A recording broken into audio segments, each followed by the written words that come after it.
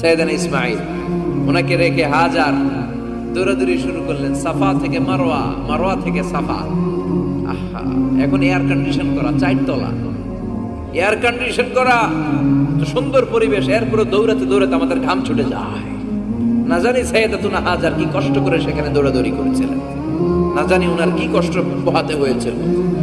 উনি সাফা থেকে মারওয়া একবার, মারওয়া থেকে সাফা একবার 7টা চক্কর দিলেন। এই 7টা চক্কর, এই দৌড়াদৌড়িটা আল্লাহর কাছে এত ভালো লেগেছে, কিয়ামত পর্যন্ত সব হাজীদের জন্য এই জায়গায় দৌড়াদৌড়ি করাটা আল্লাহ ওয়াজিব করে দিয়েছে।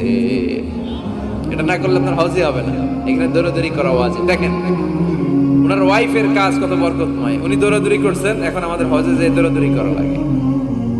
সুবহানাল্লাহ পড়বেন না? সাইয়েদনা ইসমাঈল আলাইহিস সালামকে মরুভূমির মধ্যে রেখে উনি দৌড়াদৌড়ি করলেন, পানি নাই, পানির অভাব, দৌড়ে আসলেন, এসে দেখে সাইয়েদনা ইসমাঈল আলাইহিস সালামের পায়ের ধাক্কায় জমজমের পানি বের হতে শুরু করছে, কল কল কল কল করে আওয়াজ।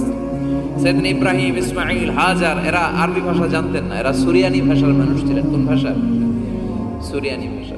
তো পানি দেখে হাজার খুব অবাক, কিরে এত সুন্দর পানি, এই পানি তো মরুভূমির বালিতে লেগে সব শুকিয়ে যাবে।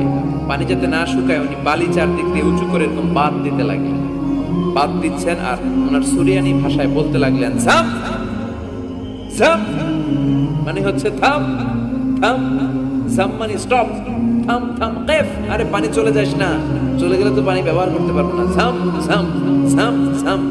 ওনার মুখ নিঃসৃত এই জাম জাম শব্দ দুইটা আল্লাহর এত ভালো লাগলো, কিয়ামত পর্যন্ত এই কুয়ার নাম আল্লাহ জামজামের কুয়া বানাই দিলেন। এটার নাম বিইরু জামজাম। বিষ্ণু বললেন মা উ জামজাম লিমা শুরিবা লাহু, এই জামজামের পানির এত বরকত, যেই রোগের নিয়ত করে এই পানি খাবেন ওই রোগ থেকে শেফা দিবে কে?